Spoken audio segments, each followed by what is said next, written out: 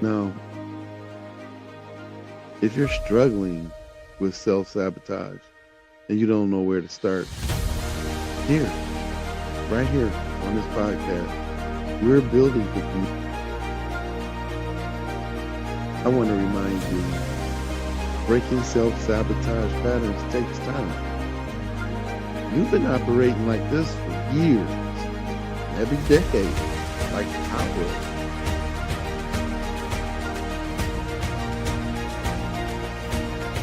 Be patient with yourself. Celebrate the small wins. We're building a community of people committed to breaking these cycles.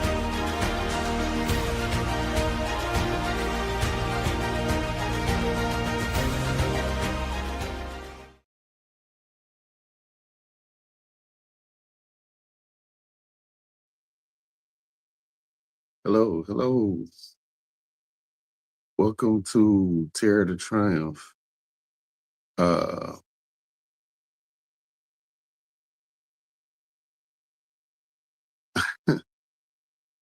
this is interesting. There was a mishap just now. Um, like I said, we are working on getting our platform at Pels Emporium to stream live with StreamYard. And we've been having some technical difficulties concerning that. And again, today we had a failure. So we're continuing to work on that for you. And for those who are watching, I welcome you. My name is Alfonso Belt. I am your host to Terror to Triumph, a live podcast where we talk about surviving as people, normal people, survivors of those who have suffered childhood trauma. Today is our Q&A session, and I welcome any and everyone to ask questions.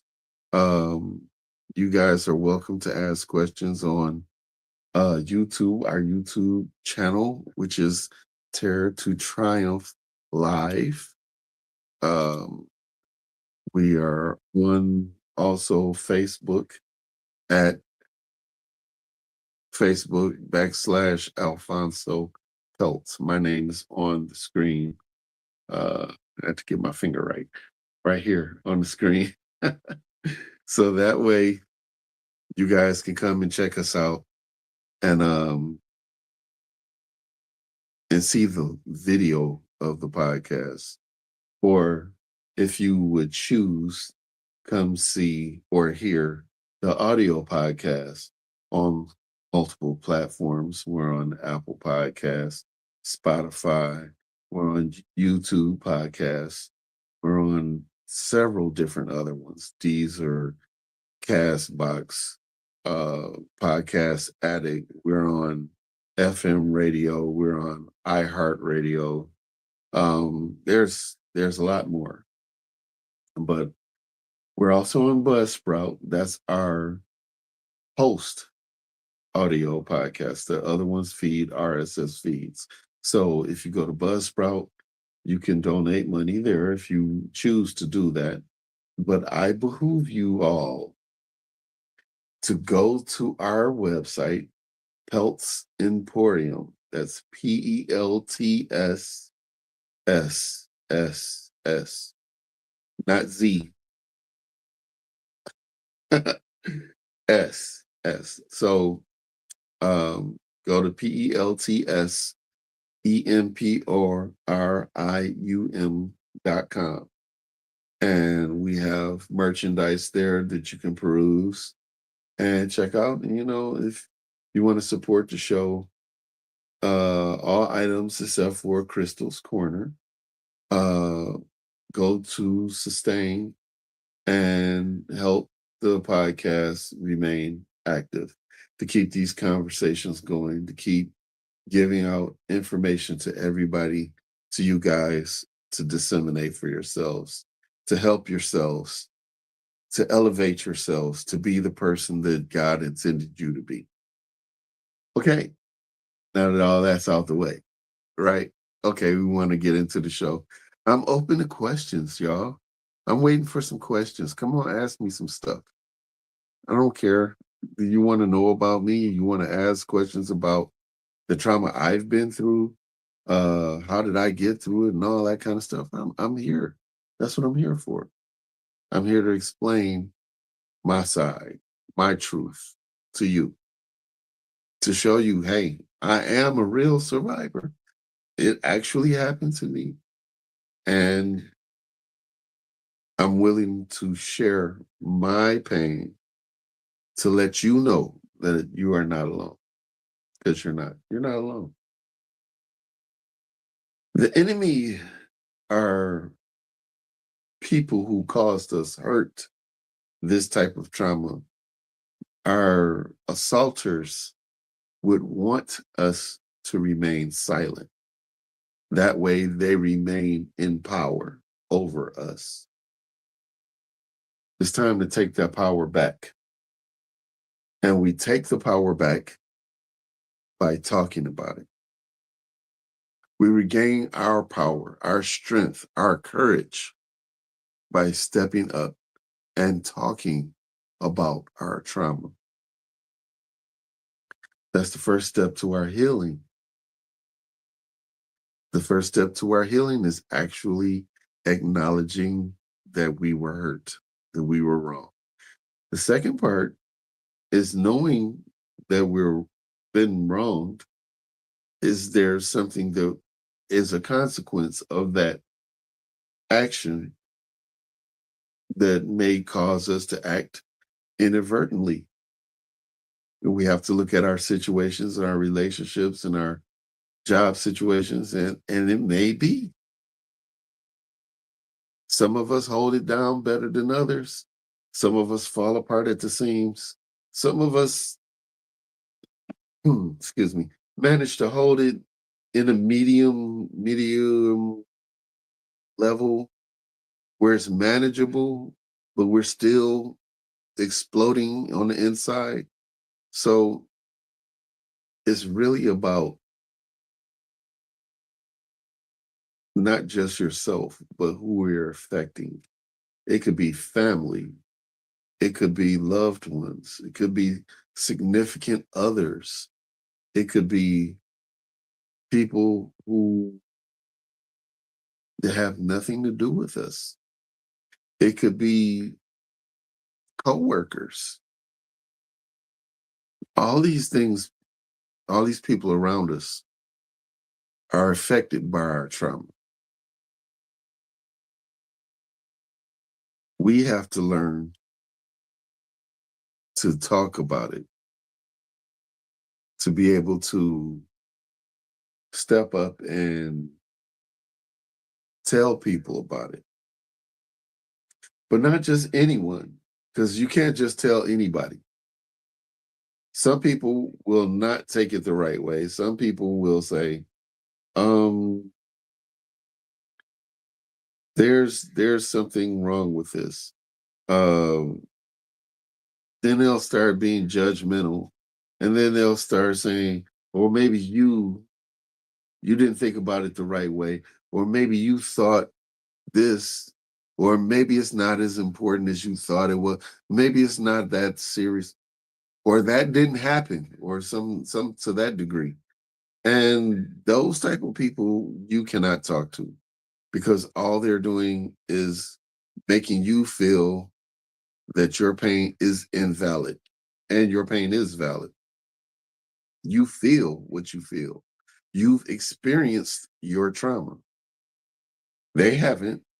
You can't take another person's word for that.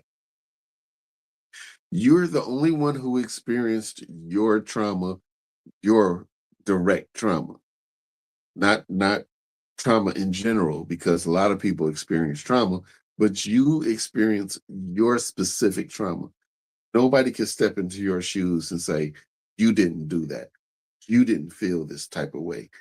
You were probably thinking about it wrong. You're looking at it wrong. No one else can say that to you.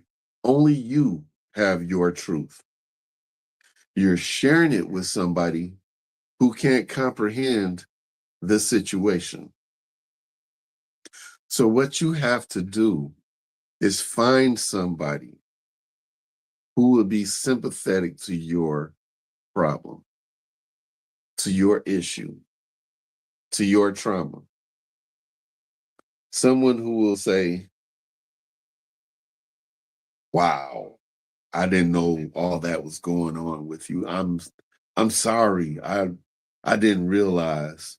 You need some help. You need to talk to somebody. You need me to take you somewhere. You trying to get out that situation. You need a place to stay." These are questions that a real friend or somebody who's genuinely concerned would say. They would ask you that. Again, my name is Alfonso Pelt. Welcome to Terror to Triumph. I'm here to answer your questions. I don't want to just sit up here and talk, but I made this platform for people like us, people like me. I'm a trauma survivor, but I'm 54 years old, y'all, so up there in age. I did not have the internet like you guys have it now. There was no podcast. There was no streaming. There was no groups or anything like that. The earliest AOL online, they had online chat groups. And none of those were really serious. People were just exploring the internet, exploring talking to each other, exploring how other people are or what's going on in their area, in their part of the world, their city, or whatever the case. People were exploring back then. They really didn't know. So shout out to Yahoo for that. Appreciate you guys putting us on all those years ago. You guys were pioneers. I kind of hate that you guys don't do that no more. I thought that was wonderful. You could just jump online, go into a certain group of Chinese speaking, Chinese, it's like a Chinese English speaking group. So you could actually go into a group like that and start talking to people who are Chinese, but they speak English. And they're probably trying to hone their skills in speaking English by speaking to an American, but you're trying to find out about their culture, how it really is over there from the actual people. Who who has the opportunity to just say, I want to speak to an Asian person back then? You didn't have that opportunity. You did not have that opportunity. Unless you knew Asian people stayed next door to you or something like that, where you could actually go next door. There was no real access to speak to somebody from a different culture or language.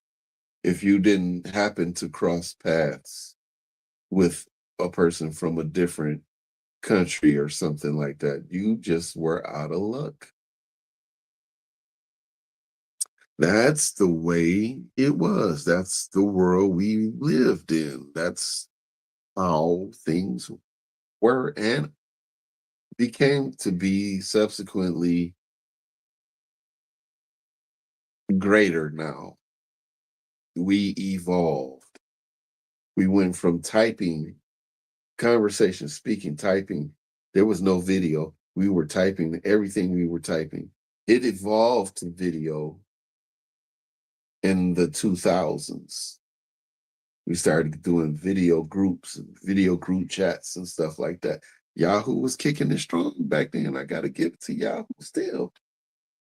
Then you started having other groups splinter off, people coming out with their own thing. Yahoo went from Yahoo. Uh, America Online was their biggest competition, and America Online did have a lot of people.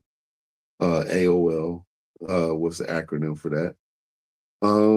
But then you got websites that started picking up, like what was it, Black People Meet? Uh, wow, Wow, that's so long ago. I can't even remember all of the different sites you can go and meet people on. It was just the sites like Facebook is today, um, where people just go on Facebook.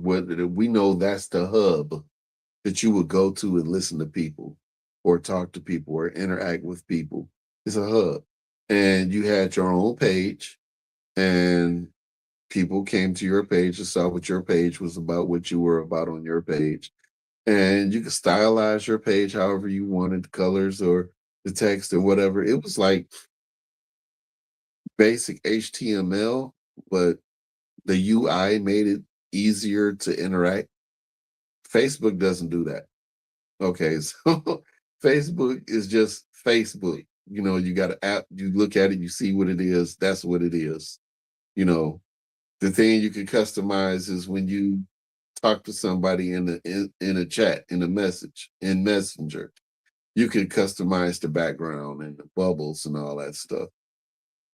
But I think Black People Meet had it to where you could customize your whole entire page. I thought that was smooth, and they got away from that. Uh, Something else came out between Facebook and Black People Meet. There was another huge site. I cannot remember the name of it. But anyway, I'm getting off base. I'm telling my age, basically. But yeah, 54 years old, man. I was around when people weren't streaming like this. We weren't podcasting, we weren't uh zooming, we weren't what's the other one? Not Zoom, it's another one. Uh you had to pay for that service though. Anyway, you had to pay for Zoom too, but you could use it for free, like 40-minute increments or something like that. Anyhow, the internet evolved, and now I could create a platform on various platforms to access people, to let them know about what I'm doing, what my brand is. And that's awesome because back then, if you were selling or if you had a service, you had to do it word of mouth, or you tried to create one of those pages back then to solicit business. But it's become so much more advanced and technical now where you don't have to do too much. You just plug in a couple things and bam, it's there. So it's become way more streamlined. And now a person like me, who is not super duper duper duper tech savvy. I'm tech savvy, don't get me wrong. I could build computers and stuff like that. But when it comes to uh networking on the scale of IBM or uh Windows, or say MSI or AMD, those guys are way up there. That's way above my pay grade. I bow down to you guys. You guys got it going on. But I did. As a youth, I used to want to be on that side of the technology. I wanted to be the creator of the new processor chip or stuff like that. No, things didn't turn out that way. Life didn't turn out that way for me, so I can't complain. So I'm here 19 minutes in and no one's asked me any questions. What's going on, y'all? I'm making myself available to give you insight to things about my personal life, and no one's saying anything. So without this being a loss, because I don't want to just be up here rambling, I still want to give you guys information. And now not having somebody come and ask questions, uh, trying to see what's going on. is making me feel like maybe this isn't worth the effort. Maybe I shouldn't do Q&As. I don't know. I don't know. I still need you. I'm looking for input, guys. I would like your somebody to tell me is having a Q&A, open Q&A like this, is it a good thing? No one said. I only had one person really respond and say they think it's a good thing for me to do the 5-minute increments and then leave it at that. But like I said, it's a lot of crucial information to be given out, and 5 minutes I think would do you guys an injustice to rush everything in 5 minutes. But I did have something for you today to tell you guys. I want to give you some red flags, signs of abusive people, and we as survivors need to know these things because we already been abused and we're trying to not go back down that path again with someone else who may be a little less or more or just as abusive. We don't need that anymore. So we need to start looking out for what red flags should tell us, uh-uh, we ain't going down that path, bro. We ain't going down that path, mama. We ain't going down that path, sis. Bro, nope. Whatever the case may be, we're not going there, okay? So here we go. If you're watching, drop a comment. Let us know you're here. This is interactive. I've been saying that the whole time. You ask questions, I answer them. We're building this community together. I am trying. I really am trying. I need you guys to chime in too. If you're on the outside watching, it's okay if you just step in and say, "Hey, what's up?" Appreciate the work. That's fine. I'll acknowledge you and I'll respond. But let me know this is I know it's worth it. I know it's worth it. I just need you guys to start interacting. I need you to be brave enough to interact, to start speaking up for yourself. Okay? Now we're going to talk about this signs of abuse of people. Here's why it's important is because a lot of survivors don't recognize abuse when it's happening. Okay? We don't really pay attention to it as it's happening, either to us or to somebody else. I just put a big old smudge in my glasses. I kind of need those, to read, but okay. Anyway, so we might think it's normal. We might think it's their fault, and we don't see the red flags until it's too late. We're already nose deep in it. Grab my little microfiber here to wipe my glasses. Okay, so today we're breaking down the signs, the behaviors that tell you this person isn't safe. Okay. So, and I want to be clear, this isn't about judgment. All right. It's about protection, protecting yourself. And that's fine. It's a good thing to protect yourself. It's about helping you recognize danger so you can get to safety. All right. Okay. Here's some signs that people are abusive to you. Okay. They isolate you.